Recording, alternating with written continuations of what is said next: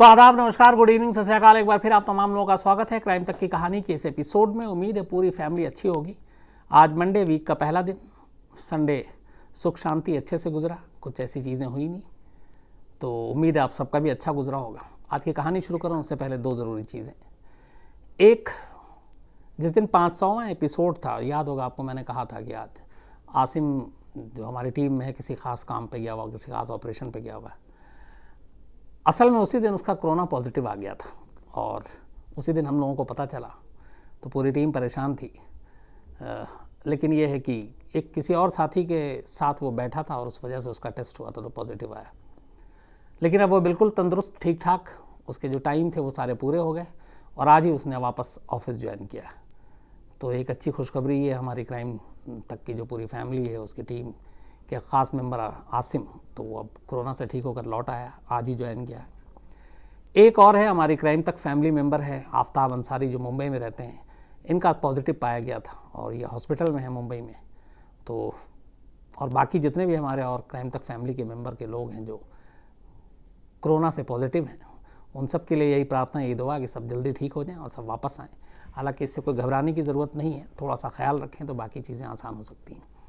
अभी जब मैं आ रहा था तो एक डॉक्टर के अग्रवाल है, दिल्ली में एक जाने माने डॉक्टर हैं हार्ट के, और पद्मश्री या पद्म भूषण भी हैं शायद।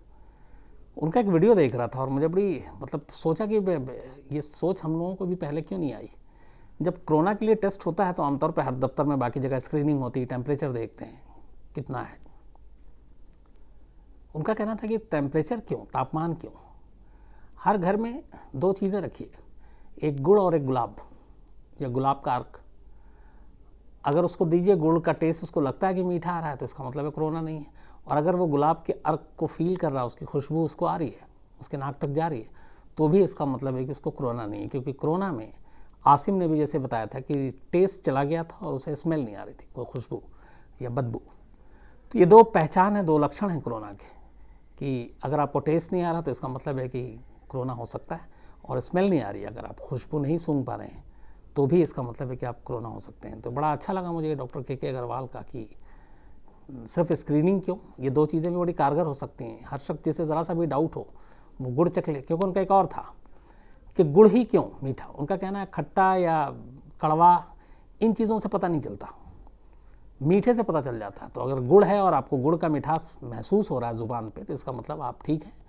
और अगर गुलाब या उसका अर्क वो भी आप महसूस कर रहे हैं, उसकी खुशबू, तो भी आप ठीक है। तो मुझे लगा कि अच्छी चीज़ है। उन्होंने खुद अपना वीडियो डाला है ये सोशल मीडिया पे, तो आप तक भी पहुंचाऊं। अब आते हैं आज की कहानी पर। कहानी आज की कुछ और थी, लेकिन एक बड़ा डेवलपमेंट दिल्ली में, और वो भी देश की सबसे बड़ी अदालत सुप्रीम कोर्ट में। तो इसलिए आज की कहानी सुप्रीम कोर्ट और विकास दुबे और यूपी सरकार, क्योंकि इसमें कई इंटरेस्टिंग चीज़ें हैं जो आप लोगों को जानना चाहिए। बहुत सारे पिटीशन सुप्रीम कोर्ट में पिछले कुछ दिनों में लोगों ने अलग अलग डाले और उस पिटीशन या याचिका में ये कहा गया कि विकास दुबे का इनकाउंटर फेक और इसकी जांच होनी चाहिए। कई लोगों ने कहा यूपी सरकार ने ऑलरेडी एक जुडिशियल इंक्वायरी बैठा दी है, जो हाई कोर्ट के एक पूर्व जज हैं वो इसकी इंक्वायरी कर रहे हैं, बाकी इसमें और भी लोग हैं, 2 पुलिस वाले हैं, तो फिर जाँच क्यों।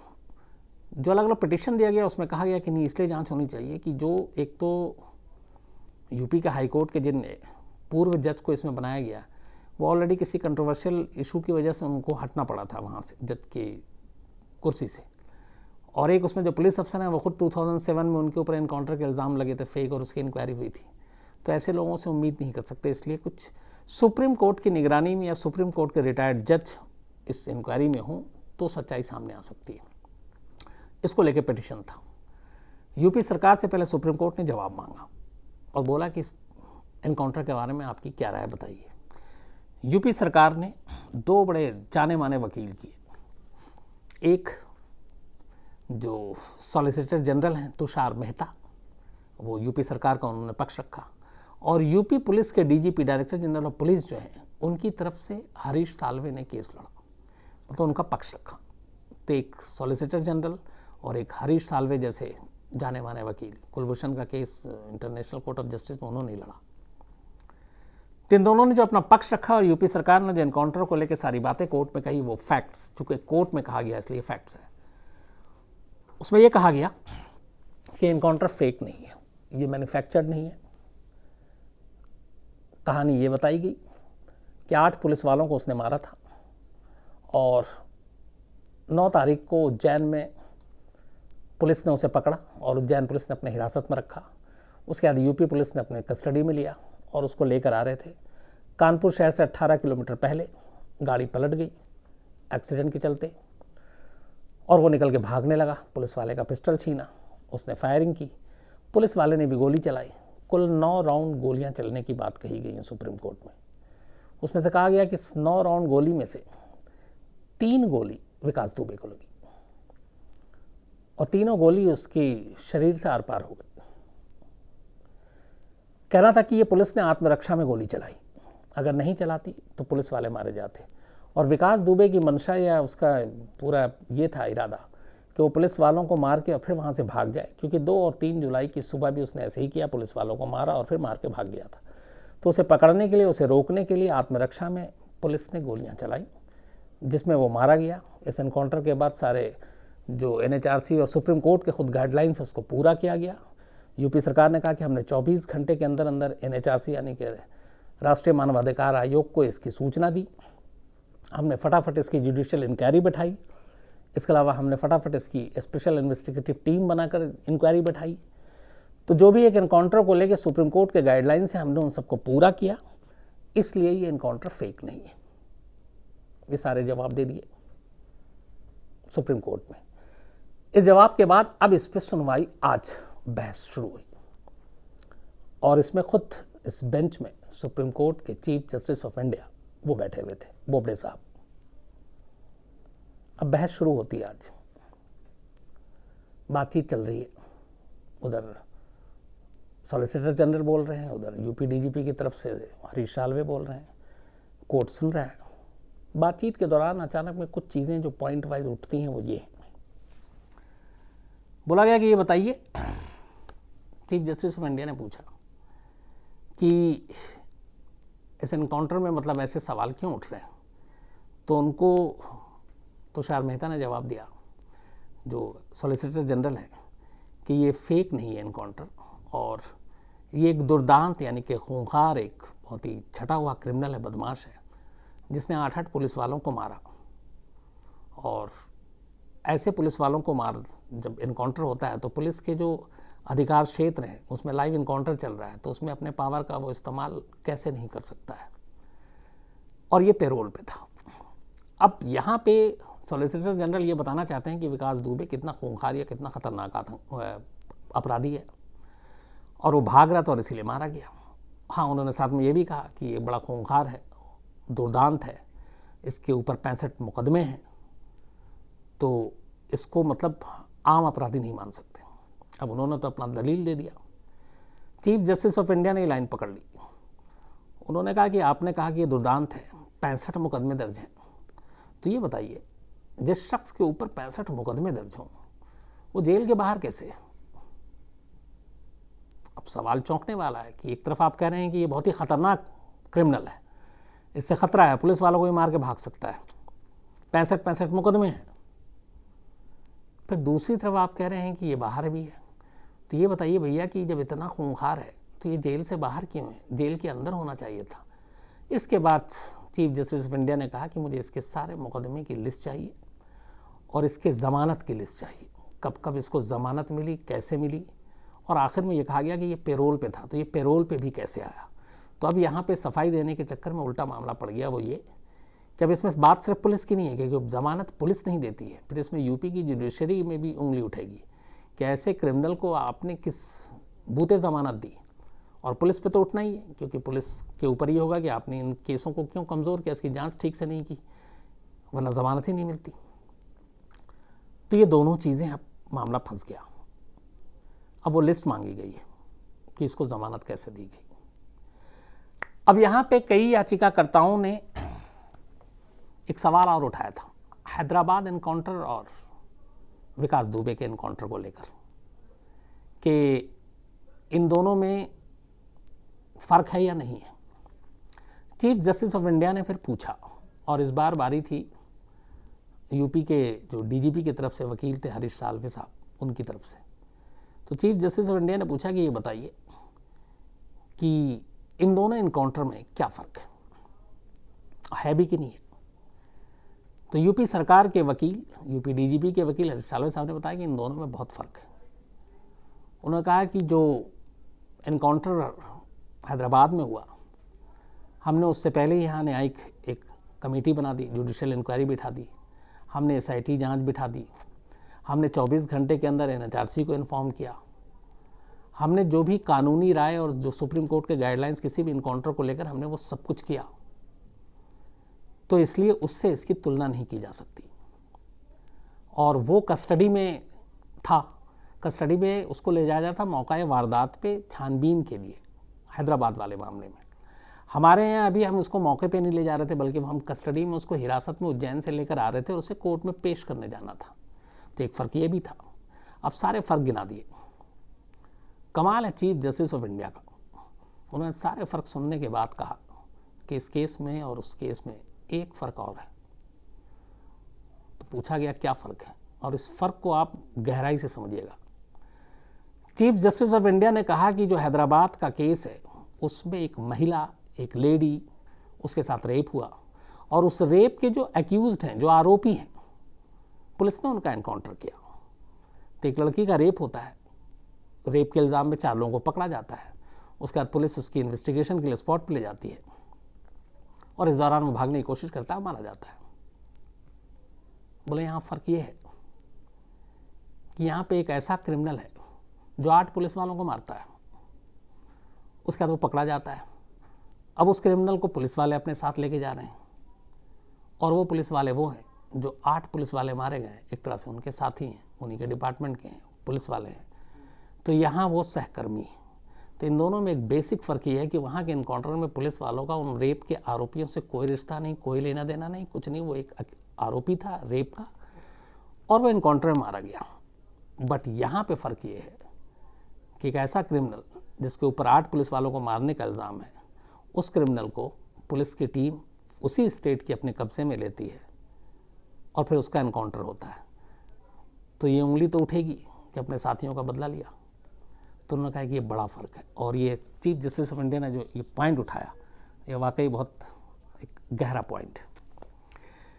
इस दौरान में एक और सवाल उठाया गया कि ये फेक इनकाउंटर है। कहा यह गया कि यूपी के चीफ मिनिस्टर योगी आदित्यनाथ और यूपी के डिप्टी सीएम, अब डिप्टी सीएम दोनों में से कौन है, क्योंकि 2 डिप्टी सीएम है वहाँ, तो मैं कंफर्म नहीं हूँ, लेकिन सीएम का कंफर्म हो। कहा गया कि इस इनकाउंटर से पहले और इनकाउंटर के बाद सीएम और डिप्टी सीएम ने जिस तरह के स्टेटमेंट दिए हैं, उससे साफ लगता है और सबको पता था कि विकास दुबे का अंजाम क्या होगा। तो क्या सीएम और डिप्टी सीएम ने पहले से ही उनको मालूम था कि इसका इनकाउंटर होना है? अगर है तो फिर इसका मतलब ये साजिश है और पहले से ही सरकार ने तय कर लिया। इसी तरीके से पुलिस वालों के बयान थे, तो क्या पुलिस को भी मालूम था कि उनको इनकाउंटर करना है? तो इसका मतलब ये भी पहले से प्लान था, यानी कि फिर ये इनकाउंटर फिक्स था। तो इस पर सुप्रीम कोर्ट ने स्टैंड लिया और उन्होंने कहा कि अगर सीएम और डिप्टी सीएम के इस तरह के बयान हैं इनकाउंटर से ठीक पहले या इनकाउंटर के बाद, तो उसकी जांच ज़रूर होना चाहिए और इसको भी देखना चाहिए कि क्या ये बयान इस एनकाउंटर के सही या गलत होने पे कुछ रोशनी डाल सकते हैं कि नहीं। तो एक ये इम्पोर्टेंट है। एक याचिकाकर्ता ने कहा था कि ये पूरा एनकाउंटर जो है वो हिंदी फिल्म के किसी सी ग्रेड फिल्म की जो स्टोरी होती है, कहानी होती है, उसकी तरह लिखी गई थी, जिसमें इतने सारे झोल हैं। तो ये सारी बहस, सारी चीज़ें सुनी, उसका सुप्रीम कोर्ट ने बोला कि ठीक है आप अपनी इंक्वायरी कर रहे हैं, लेकिन यहाँ पे उंगलियाँ उठ रही, सवाल उठ रहे हैं, क्योंकि वही एसआईटी है और जो न्यायिक कमेटी है उसमें आपके स्टेट के हाई कोर्ट के एक रिटायर्ड जज हैं, लेकिन पुलिस वाले भी हैं। तो लोगों की दिमाग से ये शक और सवाल कैसे जाएगा कि इंक्वायरी जो है वो सही हो रही है। इसलिए ज़रूरी है, उन्होंने पूछा कि अगर इस इंक्वायरी कमेटी में एक सुप्रीम कोर्ट के रिटायर्ड जज और यूपी पुलिस के एक रिटायर्ड अफसर, सर्विस जो अभी सर्विंग है वो नहीं, इन दोनों को शामिल करके और उसके बाद जांच हो, तो आपको कोई एतराज़ है? यूपी सरकार के वकील ने कहा कि आप जैसा हुक्म कहें वही होगा। अब इसके बाद कहानी ये है कि जो अभी तक कमेटी इंक्वायरी कर रही थी यूपी की, जो बनाया था यूपी सरकार ने, उसका कोई मतलब नहीं रह गया। अब एक नई कमेटी बनेगी और इस नई कमेटी में कौन कौन लोग होंगे इसका नाम परसों 22 जुलाई को यूपी सरकार को सुप्रीम कोर्ट को बताना है। अगली सुनवाई 22 जुलाई को होगी। अब इसमें सुप्रीम कोर्ट के एक रिटायर्ड जस्टिस होंगे, ये तय है, और एक रिटायर्ड अफसर में यूपी पुलिस के, इसका मतलब है कोई ना कोई डीजीपी होंगे, डायरेक्टर जनरल ऑफ पुलिस। तो ये 2 लोग होंगे और एक बाकी जो भी यूपी सरकार की तरफ से और हों। लेकिन यह है कि अब ये 2 लोगों के आने से इस इंक्वायरी कमेटी में एक वजन पड़ेगा। एक तो सुप्रीम कोर्ट के रिटायर्ड, आप उनका मान के चलिए बिल्कुल यूपी और यूपी की राजनीति उससे अलग, और एक पुलिस अफसर जो रिटायर हो जाता है, बहुत सारे ऐसे पुलिस वालों को मैंने देखा है, फिर उनकी सोच, उनकी बोल, उनकी सारी चीज़ें भी बदल जाती हैं और वो किसी सरकार के दबाव में नहीं रहते। तो उम्मीद यही की जानी चाहिए कि सुप्रीम कोर्ट की इस नए ऑर्डर के बाद कि 2 लोगों को शामिल किया जाए, विकास दुबे के इनकाउंटर का जो भी सच है वो शायद सामने आए। 22 जुलाई को लेकिन इसके ऊपर सुनवाई होगी और 22 जुलाई को ही पता चलेगा कि इस कमेटी में वो जो नाम है 2 वो कौन होंगे। अब यहाँ तीसरी चीज़, ये तो सुप्रीम कोर्ट का हो गया। एक यूपी के एक्स डीजीपी है विक्रम सिंह जी, बड़े अच्छे और भले इंसान हैं। कई बार मेरी उनसे मुलाकात हुई, कई बार लाइव बातचीत हुई, सवाल जवाब हुए। उन्होंने एक वीडियो सोशल मीडिया पे डाला है और उस वीडियो में उन्होंने कहा है, बाकायदा पीठ थपथपाई यूपी सरकार की, यूपी पुलिस की, एसटीएफ की, आईजी की, डीजीपी की। उन्होंने कहा कि एक बड़ा अच्छा काम किया है विकास दुबे को मारकर। और इसके बाद फिर उन्होंने एक मुद्दा उठाया कि बहुत सारे लोग इस एनकाउंटर को जाति के साथ जोड़कर देख रहे हैं कि वो इस जाति का और फलाने जाति। तो उन्होंने कहा हालांकि जाति मेरी नज़र में कोई मुद्दा नहीं है, लेकिन ये बड़ा अफसोस होता है इस तरह की चीज़ें जब उठती हैं कि विकास दुबे किस जाति का था या सीओ किस जाति के थे। तो उन्होंने उसको सारी चीज़ों को कहा कि ऐसा होना नहीं चाहिए। लेकिन जिस तरीके से यूपी के एक्स डीजीपी, यहाँ पे मैं डीजीपी इसलिए लाया हूँ कि सुप्रीम कोर्ट ने कहा एक पुलिस अफसर तो हो सकता है कोई डीजीपी भी हो, इस एनकाउंटर को के लिए पीठ थपथपाई और कहा कि एक, बल्कि उनके लाइनें हैं कई जगह पे कि ये सब आप लोगों की दुआओं से और इससे हुआ जनता के लिए। तो एक पुलिस अफसर को मेरा ये आप लोगों से भी सवाल है कि क्या ऐसा बोलना चाहिए और क्या बिना इंक्वायरी के और इस तरीके के जिस एनकाउंटर को लेकर तमाम बातें हो रही हैं उसको घोषित रूप से सर्टिफाई करना चाहिए कि ये सही है। और अगर यही सारी चीज़ें हैं, जैसे सुप्रीम कोर्ट ने आज एक बहुत बड़ी लाइन कही, उसने कहा कि लॉ एंड ऑर्डर बनाए रखना ये स्टेट का काम है।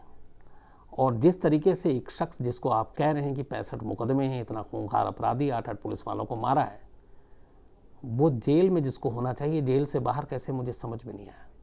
तो ये बात सिर्फ एक सिस्टम के फेलियर की नहीं है, बल्कि, और ये एक केस की बात नहीं है, ये हमारे पूरे देश, पूरे राज्य की, हर एक के सिस्टम की नाकामी की बात है कि अगर वो जेल से बाहर ना होता तो शायद बिकरू कांड ना होता, बिकरू कांड ना होता तो फिर उसका एनकाउंटर भी नहीं होता, जब एनकाउंटर नहीं होता तो ये मामला सुप्रीम कोर्ट में भी नहीं आता।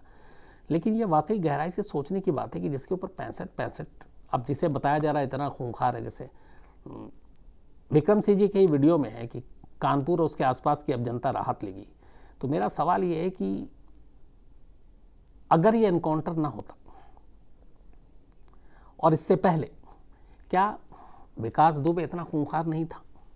और अगर था, 65 मुकदमे तो तब भी थे रिकॉर्ड पे, आप उससे मना तो नहीं करेंगे। तो अगर इतना ही खूंखार था तो फिर वो जमानत, पेरोल, इन सब में बाहर कैसे आता था? और यूपी पुलिस तब क्या कर रही थी?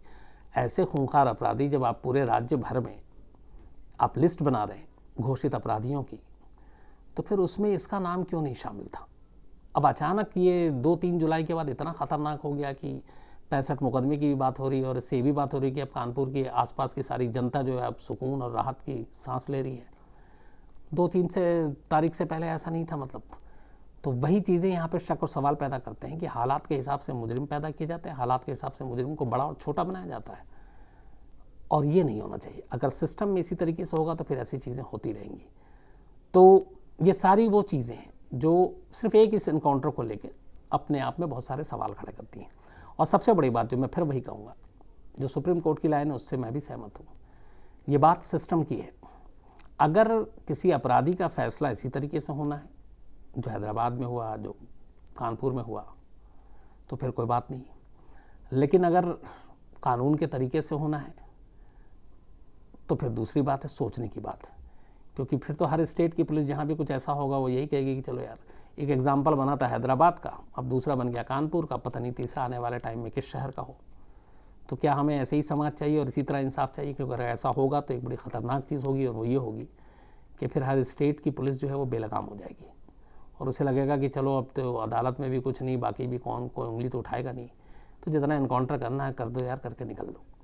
तो वो एक परंपरा बन जाएगी। तो क्या इनकाउंटर एक परंपरा बननी चाहिए? ये आप लोगों को खुद सोचना है। और या फिर कानून का ऐसा खौफ होना चाहिए कि कोई क्रिमिनल इस तरह की चीज़ करने की हिम्मत ही नहीं करे। ये दूसरा है। इसके लिए पुलिस और को एक फ्री हैंड भी देना होगा, पुलिस को ईमानदारी से काम भी करना होगा। तो ये सारी चीज़ें हैं जो अलग अलग केसेस में जब सामने आती है तो हमें सोचने पर मजबूर करती हैं, और सोचना चाहिए, क्योंकि हम लोग इसी समाज का हिस्सा हैं, इसी समाज में रहते हैं। तो ये थी आज की कहानी।